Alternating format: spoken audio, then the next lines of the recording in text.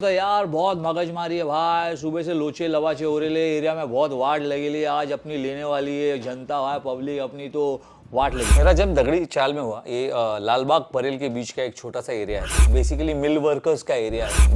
मेरे डैडी जो थे उनका एक गराज हुआ करता था। सलमान सर बहुत मतलब गले लगा रहे थे और बोल रहे थे यार तेरी जर्नी कमाल है, तू कहाँ से कहाँ तक आया। सलमान सर के जो बॉडीगार्ड हैं शेरू, उनके डैड का गराज हुआ करता था। दगड़ी चाल में टोटल मतलब भाईगिरी और टपोरीगिरी वाली लाइफ थी। मैंने बहुत ऑड जॉब्स भी किए हैं बचपन में। मैं एक होटल में काम किया करता था बचपन में, जहाँ पर मैं टेबल साफ किया करता था। उस होटल में दिन भर का खाना मिल जाता था। अराउंड 6-7 के बाद अपना एजुकेशन खुद के पैसे से किया। मैंने फिल्मों की टिकटें ब्लैक किए, जो मैं सलमान सर को बताया।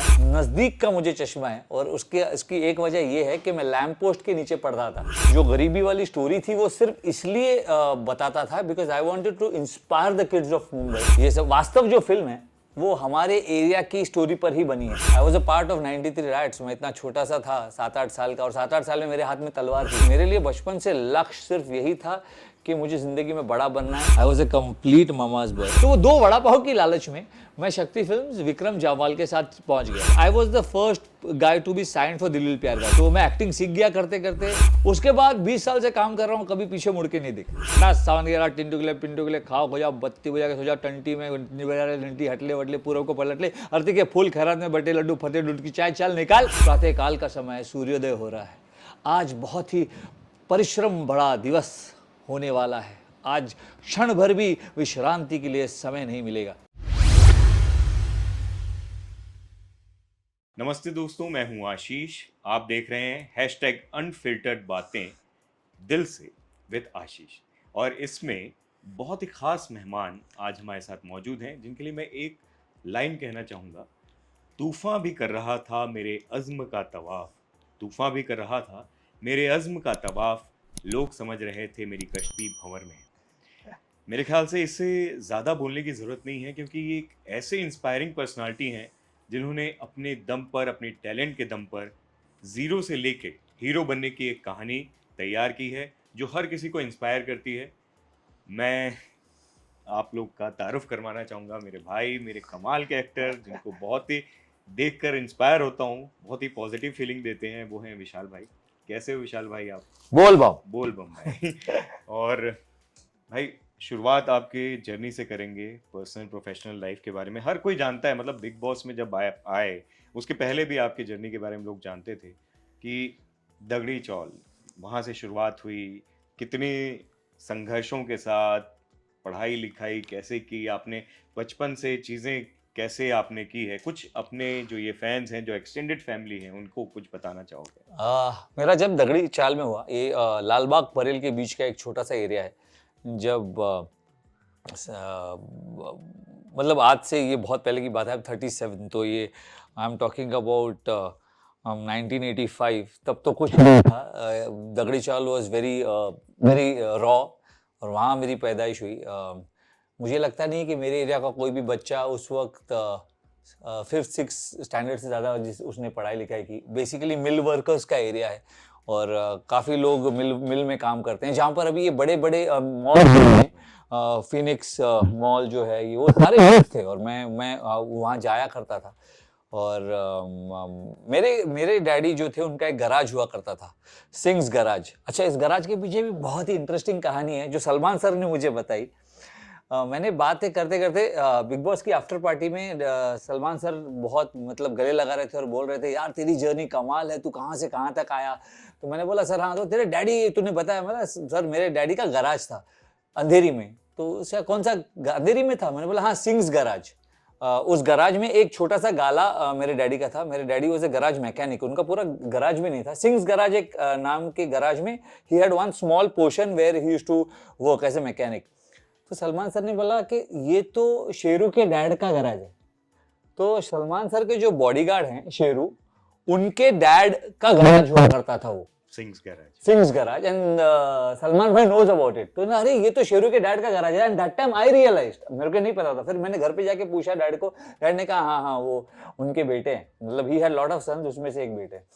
तो वहां से संघर्ष शुरू हुआ। द गुड पार्ट वाज मेरे मम्मी डैडी ने सिर्फ ये तय किया था, my mom and dad both were educated, love marriage थी उनकी, my dad's South Indian, my mom's a Punjabi, तो लव मैरिज थी, तो इस वजह से वो अकेले रह रहे थे।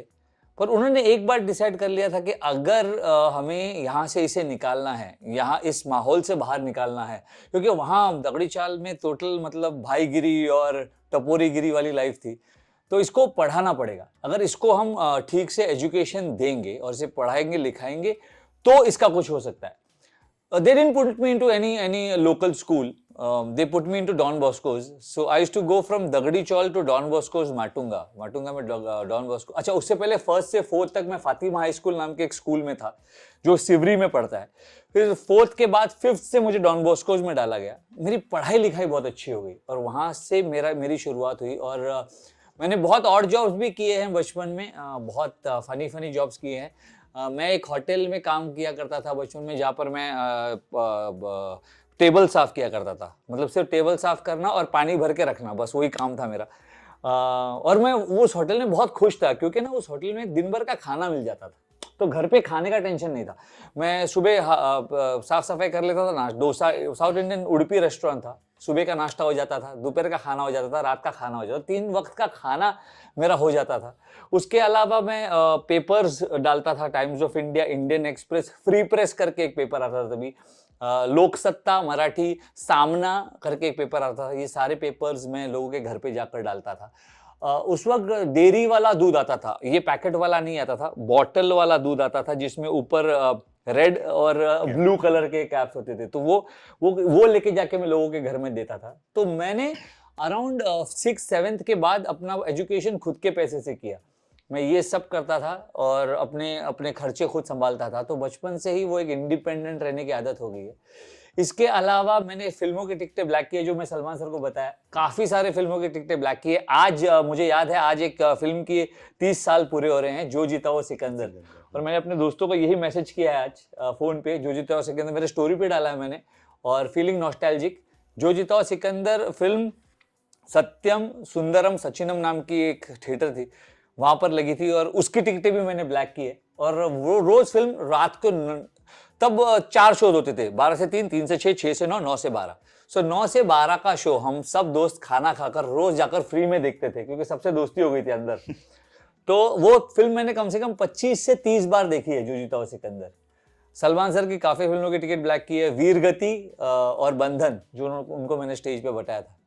तो ऐसा रहा बचपन। उसके बाद पढ़ने में बहुत अच्छा था मैं, इंटेलिजेंट था, मेहनती भी बहुत था।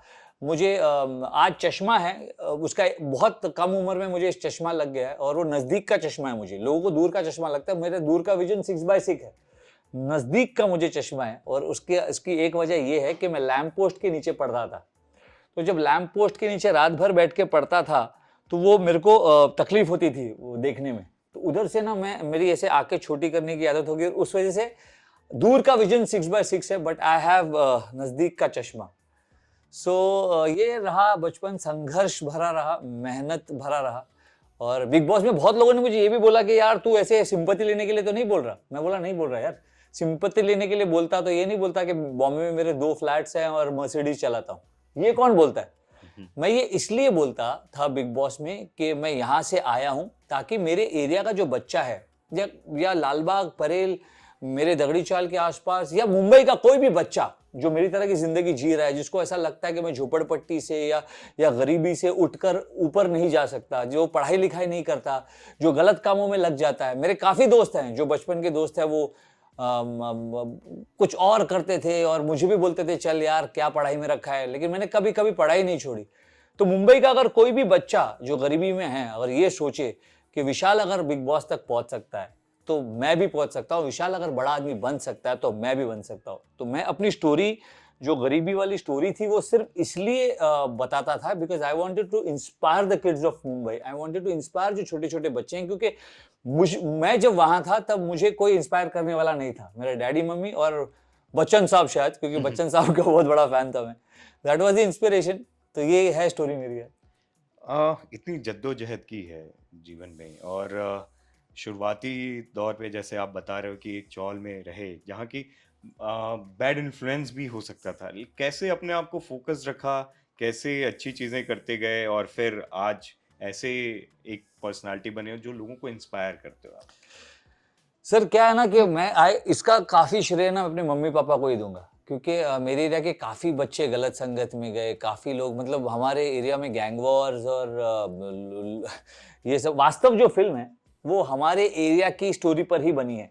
दगड़ी चाल के सामने ही एक वाकड़ी चाल नाम की चाल है, अगर तो वो पूरा सेटअप और वहाँ ये सब रोज होता था, जो वास्तव में आपने देखा है। जैसे बच्चे गुंडागर्दी पे लग जाते हैं, फिर गैंग्स में बढ़ जाते हैं और फिर शूट आउट्स होते हैं, ये सब आम बात थी सर वहाँ पे। मतलब शूट आउट्स, एक दूसरे को मारा पीटी रोज, झगड़े। और 93 मुंबई का जो राइट्स है, आई was a part of 93 rights. मैं इतना छोटा सा था, 7-8 साल का, और 7-8 साल में मेरे हाथ में तलवार थी सर। सो हम खुद को प्रोटेक्ट करने के लिए तलवार लेके घूमते थे। और 93, I can never forget 93 rights which happened in Mumbai. जो मुंबई फिल्म, बॉम्बे फिल्म बनी थी मणिरत्नम सर की, वो इसी टॉपिक पे बनी थी, और that happened in front of me. मैं 7-8 साल का था, और ये झगड़े, ये लड़ाइयाँ, मारा पीटी, लूटपाट तो वहीं से मैंने देखा है। इसलिए बिग बॉस के अंदर भी मैं बहुत बार बोलता था कि तुम लोग क्या लड़ते हो यार, ये नकली लड़ रहे हैं, इसको टुंडा फाइटिंग बोलते हैं। हाथ पीछे लड़के रख के तुम, पता है एक दूसरे को मारने वाला नहीं है कोई, पहले तू मार, पहले तू मार, मैं क्यों मारूं, पहले तू मार, नहीं तू दिखा, ये लड़ाई चलती थी। मैंने ये लड़ाई सामने देखी है, मैं बड़ी बड़ी लड़ाइयाँ देख कर आया हूँ, लूटमाट देख कर आया हूँ, शूट आउट्स देख कर आया हूँ। सो अच्छी बात थी कि मैं उससे सीखा। मुझे ये एहसास हो गया बहुत ही कम एज में कि मुझे ये नहीं करना है। मेरे मम्मी डैडी ने मुझे सिखाया, अम्मा पापा ने सिखाया कि तुझे ये नहीं करना है, अगर तू आगे जाकर यही करने लगेगा तो ऐसे ही बनेगा। सो उस वजह से मैं अपने आप को रोकता रहा, और मैं बोलता रहा कि नहीं, मैं उन्हीं बच्चों के साथ खेलता था। अच्छा, हमारी क्रिकेट टीम जो थी वो वही बच्चों की थी, तो ऐसा नहीं था कि मैं उन बच्चों से घुलता मिलता नहीं था। मैं उनके साथ क्रिकेट भी खेलता था, हम लोग पत्थर से फुटबॉल भी खेलते थे, हम लोग लिगोचा भी खेलते थे, हम लोग पकड़ा पकड़ी भी खेलते थे, चोर पुलिस भी खेलते थे, सब उन्हीं बच्चों के साथ खेलता था। लेकिन उन बच्चों से जब हटकर घर आता था तब पढ़ाई पर ध्यान देता था, और सोचता था कि यहाँ से बाहर निकलने के लिए क्या करना है, पढ़ना है, लिखना है, अच्छी अच्छी चीजें करनी है और आगे बढ़ना है। तो वो सोच जो थी मेरी कि नहीं बॉस, जिंदगी में मुझे आगे बढ़ना है। जैसे द्रोणाचार्य ने जब अर्जुन को पूछा था कि पेड़ पर क्या दिख रहा है, तो उसने कहा कि मुझे सिर्फ तोते की आंख दिख रही है। तो मेरे लिए बचपन से लक्ष्य सिर्फ यही था कि मुझे जिंदगी में बड़ा बनना है, तो मुझे सिर्फ तोते की आंख दिख रही थी और कुछ नहीं। अम्मा पापा का बहुत ज्यादा इन्फ्लुएंस रहा है, किसके ज्यादा करीब थे आप? मैं अपनी माँ के ज़्यादा करीब था, और ये बोलने में मुझे एक सेकंड भी नहीं लगा, सोचने की भी ज़रूरत नहीं है, because I was A complete mama's boy. और ये अम्मा की सोच थी, अम्मा की ये सोच थी कि इससे बड़ा बनाना है, अगर ये बड़ा बन गया ना, क्योंकि मेरा एक छोटा भाई भी है। सो बहुत सिंपल सा थॉट था उनका कि अगर ये घोड़ा मेरा अगर भाग गया रेस में, तो पूरी ज़िंदगी की और फैमिली की गाड़ी को खींच लेगा। So I was very close to my mom, and I lost her at a very young age. I lost her when I was 13 years old.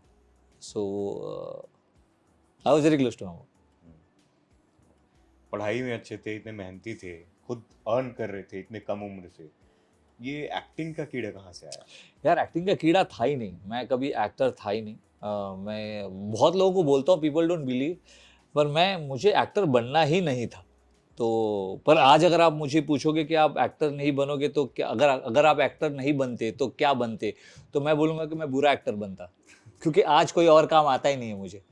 तो पढ़ाई की तरफ झुकाव था, मेरा झुकाव था कि मैं MBA करूँ। ये मेरा बचपन से शौक था कि मैं MBA, जब छोटा था मुझे कोई पूछता था कि तू क्या बनेगा बड़ा हो गया, तो मैं बोलता था train driver.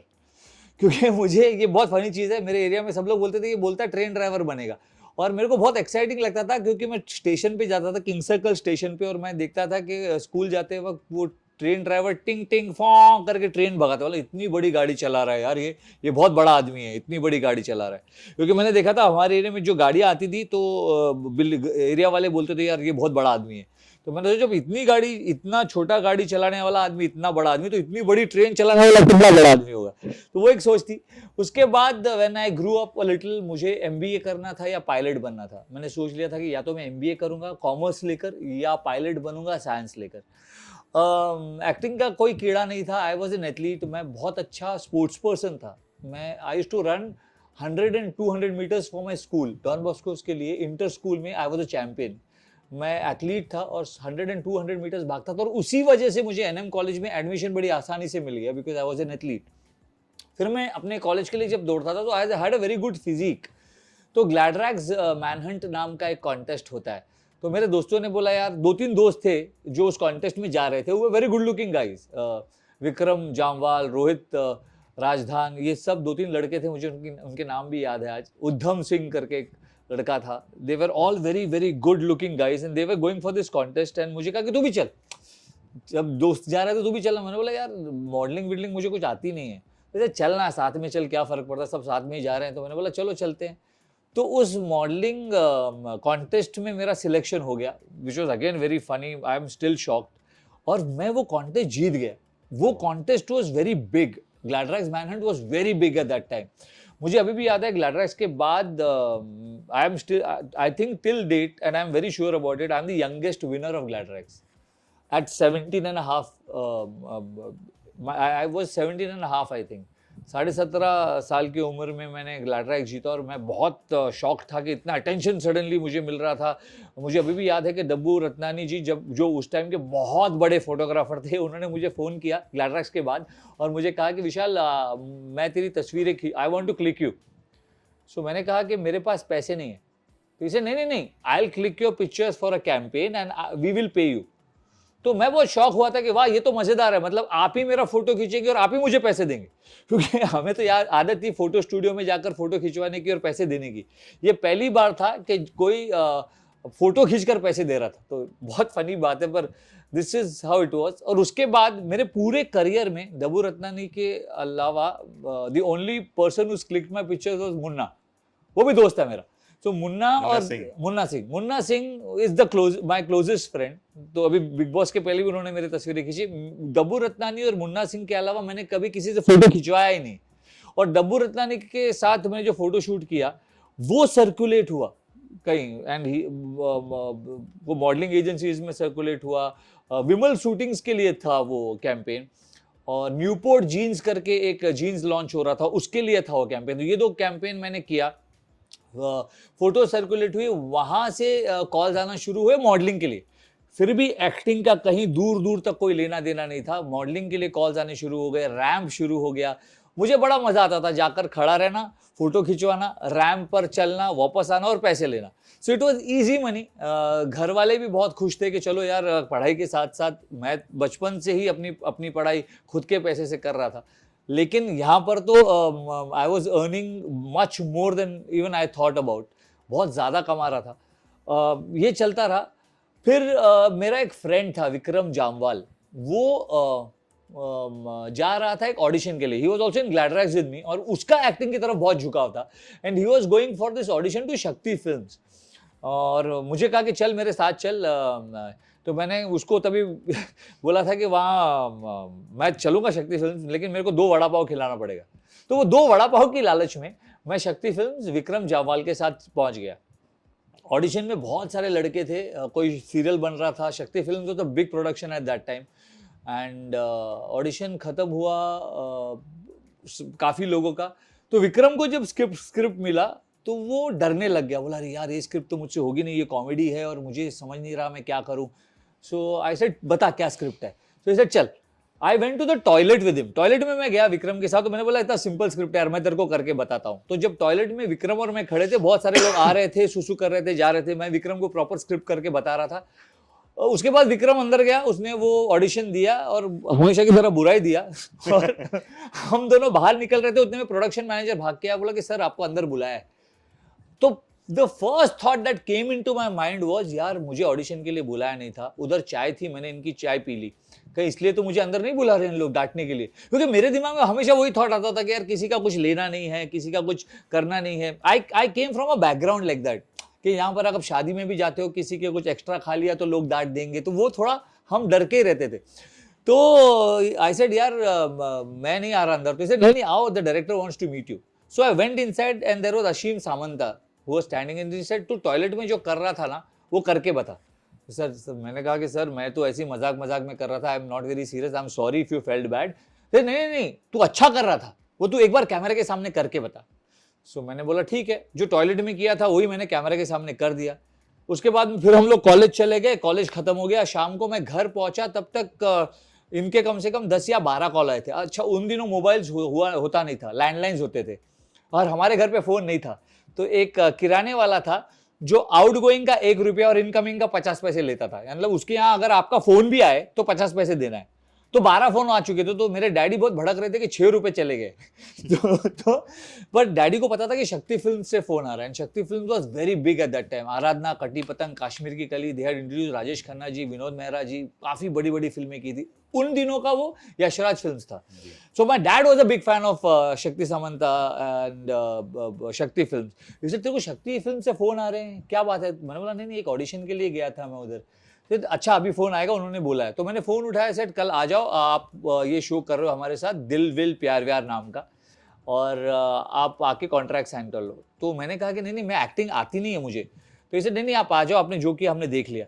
So I told my dad कि I am not an actor और मुझे पढ़ना है, MBA करना है और मैं ये नहीं कर पाऊंगा। माई डैड सेड यार शक्ति फिल्म है यार, तू कैसे नहीं जा सकता? तू जा, बचपन से तू पढ़ाई के साथ साथ काम तो कर ही रहा है, अब एक्टिंग के साथ साथ पढ़ाई कर ले।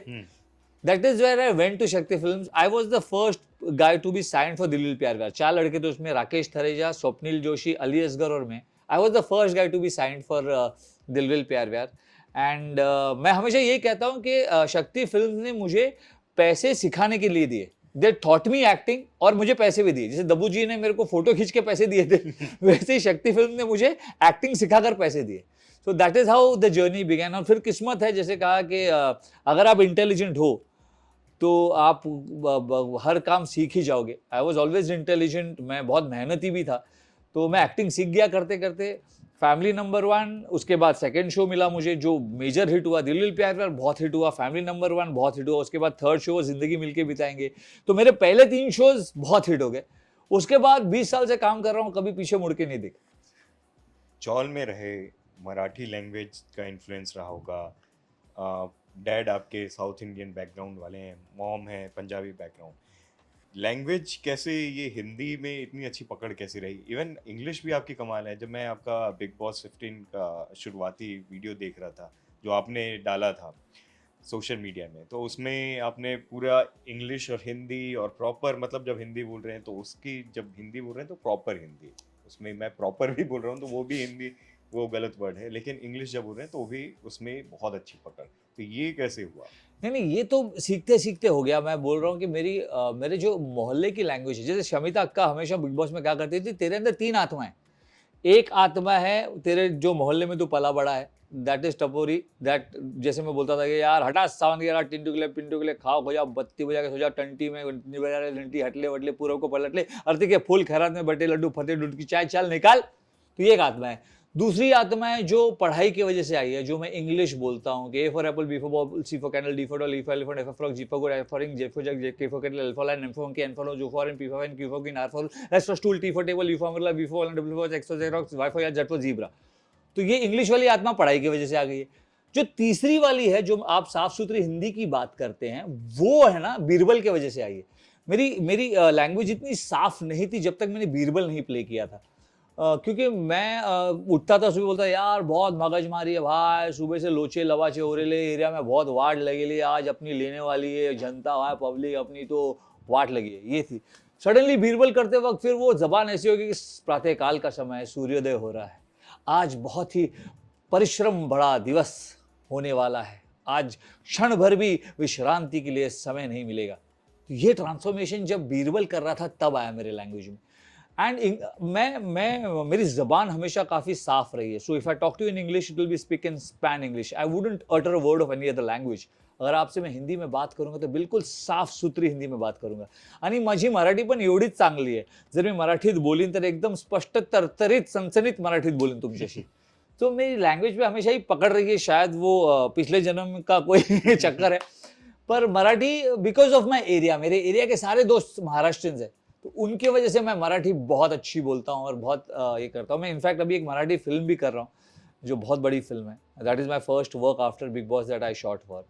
तो लैंग्वेजेस की पकड़ मेरी बिकॉज पढ़ाई, बिकॉज मोहल्ला, because the characters I played, because मेरे दोस्त, और थोड़ा बहुत मेरी इंटेलिजेंस की वजह से, क्योंकि मैं कोई भी चीज़ को बहुत जल्दी ग्रास्प कर लेता हूँ। जैसे कि जब मैं छोटा था तो मैंने पढ़ाई को ग्रास्प कर लिया, जब मैं मॉडलिंग करने लगा तो मैंने मॉडलिंग को ग्रास्प कर लिया, जब एक्टिंग करने लगा तो एक्टिंग को ग्रास्प कर लिया। तो I have this luckily power, grasping power and intelligence to grasping very properly. ये ऊपर वाले का दिया है। अमिताभ बच्चन और गोविंदा का इन्फ्लुएंस बहुत दिखता है अरे हमें। बहुत ज्यादा है, बहुत ज्यादा है। मतलब मैंने बोला भी है कि मैं पहली बार एक्टर तभी मैं बहुत छोटा था, और पहली बार जब बच्चन साहब ने कहा था कि पीटर ये रही दरवाजे की चाबी, अभी ये गेट तुम्हारे जेब से चाबी निकाल कर ही हम खोलेंगे, तभी मैंने सोच लिया था कि करना तो ऐसा कुछ करना है। मतलब आदमी अंदर बैठा है, तुम मुझे बाहर ढूंढ रहे थे और मैं तुम्हारा इंतजार यहाँ कर रहा था। लोग उसे बाहर ढूंढ रहे हैं, वो उनके अड्डे में ही बैठा है और बोल रहा है कि अब ये लो चाबी, अब ये दरवाजा मैं तुम्हारी जेब से चाबी निकाल के खोलूंगा। तब मैंने सोच लिया कि ऐसा कुछ काम करना है लाइफ में, अगर इतना बड़ा बन गया ना तो बस।